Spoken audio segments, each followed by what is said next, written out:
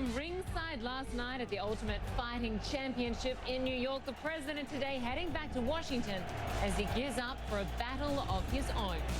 Also, ISIS claims responsibility for 2 attacks in Mali, but are they really behind it? We're going to have a live report. And firefighters in California finally getting the upper hand, but the battle to make cities there safe is far from over. And this boat in Niagara Falls finally makes a move after being stuck in a rock for a century.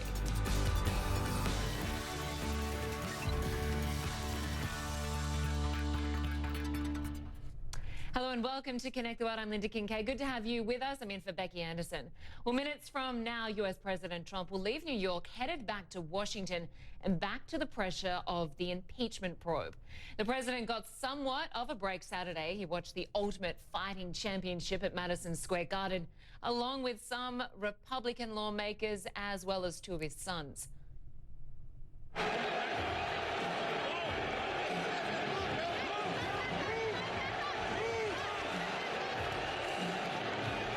Reception greeted by both boos and cheers as he walked in.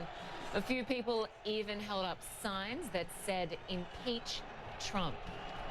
Christian Holmes is live for us from CNN New York. Good to have you with us. So his big fight in Washington is right now, but he was, of course, at that fight in New York last night. You were there. Give us a sense of the reception he got. Yeah, well, this was fascinating because remember earlier in the week we saw him at that World Series game and he essentially got only boos there. We heard chants of "lock him up" as he waved to the crowd. This was very different. It was completely split. There was a crowd behind me just booing him. They were the ones holding up those signs. When it would get quiet, I would hear 1 or 2 of them shout out, "Impeach Trump." But on the other side of the arena was another crowd who was cheering him on. At one point during a fight, they actually started a chant saying "Donald Trump, USA, USA," clearly in support of him. And we actually even heard from some of the fighters after they won. They get to make a little speech and they thanked President Trump for being there. They gave him a shout out in the crowd. And it was really interesting to see how polarizing it was. It was that it almost mirrored identically what is going on in U.S. politics. You're either on one side or the other, and whatever side you're on, you have a visceral reaction to the other side. And Christian, looking ahead, he is certainly throwing punches and counter punches over this impeachment probe. Even this morning, just moments ago, tweeting again about this. This, of course, another crucial week coming up. We do know that some White House aides are refusing to testify, even under a subpoena from Congress. So we expected more stonewalling from the White House this week? We absolutely are. So late last night, we learned that one of the aides who had been asked, by Congress to testify would no longer be doing so. His attorney essentially saying that the White House said not to, and that the White House was being advised by the Department of Justice. Now, this aide, his name is Robert Blair. He's not a household name. He was an aide to the Chief of Staff, Mick Mulvaney. He also was on that July 25th phone call with the Ukrainian president, and essentially the lawyer saying he doesn't have to right now. And we expect this from quite a bit of aides. A lot of them had been asked to testify this week. We haven't heard back whether or not they'll actually show up, but clearly he is setting a tone here. And last night, President Trump was asked if the White House was going to step in, if they were going to stop people from testifying, and here's what he had to say. I don't know, you have to speak to the lawyers. Nancy Pelosi has become unhinged. There's something wrong with her. If you look at what's happening, if you look at the poll numbers, if you look at the poll numbers in the swing states, they're saying, don't do this, don't do it. I'm fine with it. We did absolutely nothing wrong. So clearly they're blaming Nancy Pelosi and not really answering the question about whether or not those White House aides will actually show up to testify. And I want to, if we can, pull up that tweet one more time. He's already up this morning because it's not just Democrats he's hitting. He actually tweeted at the whistleblower saying the whistleblower got it so wrong that he must come forward. The fake news media knows who he is, but is an arm of the Democratic Party, and they don't want to reveal him. And, skip a little bit here. It says, reveal the whistleblower and end the impeachment hoax. Okay, so this is interesting. He is clearly blaming the whistleblower for this entire investigation, the impeachment inquiry.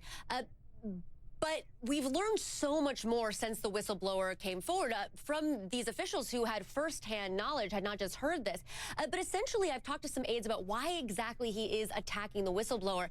And it seems the strategy here is to essentially take away the building block of the impeachment inquiry, saying that Democrats put this whistleblower, this mystery character, up to this. They used him as a political pawn, and this entire impeachment inquiry is a total scam. It is totally fake, and it's all political. Whether or not that would work, even if the whistleblower came forward, remains to be seen, because again, at this point, we have heard a lot of testimony firsthand from these officials who are actually in the room on the phone call. But President Trump clearly wants to know his identity and clearly wants to use this as he tries to defend himself against this impeachment probe. All right, certainly a lot to stay across. Kristen Holmes for us. Good to have you with us. We will speak to you again next hour. Thank you. Well, as we were discussing, this is a crucial week for the impeachment inquiry as the committees investigating the president continue to interview witnesses. If former National Security Advisor John Bolton does indeed show up on Thursday, he will be the closest person to Mr. Trump to testify. Well, Mr. Trump's supporters are making the rounds on Sunday talk shows. Earlier on CNN, Dana Bash asked Mr. Trump's top advisor, Kellyanne Conway, if there was a time when military aid was held up because the president wanted Ukraine to look into Trump's political rivals, the Bidens. I don't know, but I know they've got their aid, and I know that. So it's possible that happened. Here's what's absolutely unimpeachably true. Ukraine has that aid. They have more aid than they had under the previous administration. But it is possible that it was held up at a time. The Ukrainian president said he had no idea aid was being held up. He felt no such pressure. He's speaking in that call about draining the swamp. He's complaining about Macron and Merkel, not Trump and the U.S. CNN political commentator Scott Jennings joins us now. He is a former special assistant to President George W. Bush, now a columnist at USA Today. Good to have you with us, Scott. Good to be with you. Thank you. So you've worked in politics a very long time, most notably as a counselor to former President George W. Bush. If you were dealing with this impeachment inquiry right now, what advice would you have for President Trump? Well, number one, I think that I would be relentlessly focusing on the process. I know he sort of wants Republicans right now to focus on the content, but I think the process really has hurt the Democrats. The fact that most of it's taken place behind closed doors, the fact that after all these weeks, if you look at all the polling, no Republicans joined in with Nancy Pelosi on her vote this week. The polling is clear. The Republicans and even independents don't prefer the president be removed by impeachment. So I would be focused on that, the fact that she's dividing the country. Regarding the content itself, the president has a different point of view than the people who work for him, who have testified about what happened. And in our country, the president sets the agenda. He can hire and fire ambassadors, and it's not the unelected bureaucracy that sets our agenda. So that's another sort of messaging point that I think that I would use. And then finally, Kellyanne, I think, had it right on a State of the Union this morning by saying, look, Ukraine got their aid. We sent hundreds of millions of dollars to Ukraine to fight this proxy war against the Russians. So I think that's the messages I would stick with. So House Speaker, Democrat Nancy Pelosi, of course, was initially against this impeachment inquiry. She is now behind it. However, she has had this warning. She said, the public has only so much space for drama. When does the law of diminishing returns set in? When is the value added not worth the time? Scott, you write in your latest op-ed for CNN that Democrats are wasting their time. Just take us through your reasons. Yeah, look, I think we're going to skip to the end here. The House will impeach the president, and it will be a partisan vote. And then the Republicans in the Senate will not vote to convict the president, so he'll be acquitted on a partisan vote. And all this is going to be taking place when the first ballots in the 2020 presidential election are being cast in Iowa.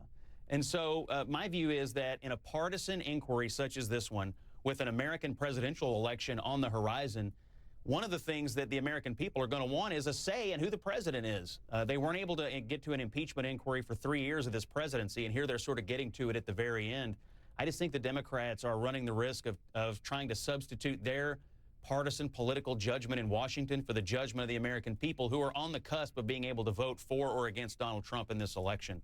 So I think it's a big waste of time. I think you can investigate these things and you can say you don't like these things, but impeachment's the most grave punishment we can have in the American political system, and to do it in the twilight of a first term strikes me as politically tone deaf. Well, the Americans are divided on whether to impeach President Trump, as we've seen in those latest opinion polls. So what do you think it could take for the Democrats to get Republicans on board with this process? Well, based on the polling I've seen, the Republicans nationwide, the grassroots Republicans, are diametrically opposed to this. I mean, I think political parties in the United States are relatively weak these days, but there is one thing that's true. People who represent those parties tend to do what their parties want them to do. When Republicans took control of Congress, their people wanted them to cut taxes, so they did it. Democrats took control of the House. Their people want them to impeach the president, so they're doing it. So Republicans aren't budging. I don't see that their elected representatives who are serving as Republicans are going to budge either. So I don't see much of anything. If what we know today is all we know, which is some of the people in the unelected bureaucracy don't believe the president exercised good judgment on this Ukrainian phone call, I don't think Republicans are going to vote to convict him in a trial in the Senate. Some may say it was bad judgment. Some may say I wouldn't have done it. But that's a far cry from saying I'm going to kick a president out of office. Right. I just want to look at one other policy issue right now, because the Washington Post has reported that smugglers are soaring through parts of the US-Mexico border. Mr. Trump, of course, has defended that wall, saying if it breaks, they'll fix it. Just take a listen.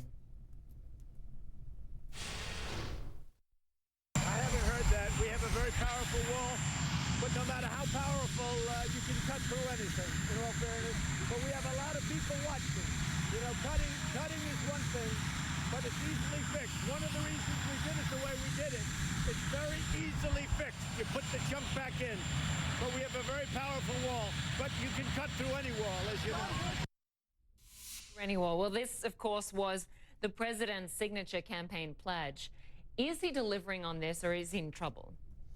Well, I think he's showing a continued attitude of trying to crack down on illegal immigration problem. The fact that people are cutting through the wall, A, tells people that there is a wall. Some people say there isn't, and he's obviously building some wall.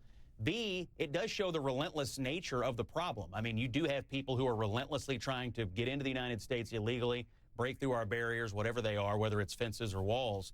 And so I actually think in some ways it bolsters the president's argument that we need to be tougher on illegal immigration when you have people showing up and trying to break down the barriers that we are building. This is going to be a key issue in the 2020 election because there aren't too many issues where Trump and the Democrats are so diametrically opposed, but this is one of them. Border security, border barriers, border walls, cracking down on illegal immigration.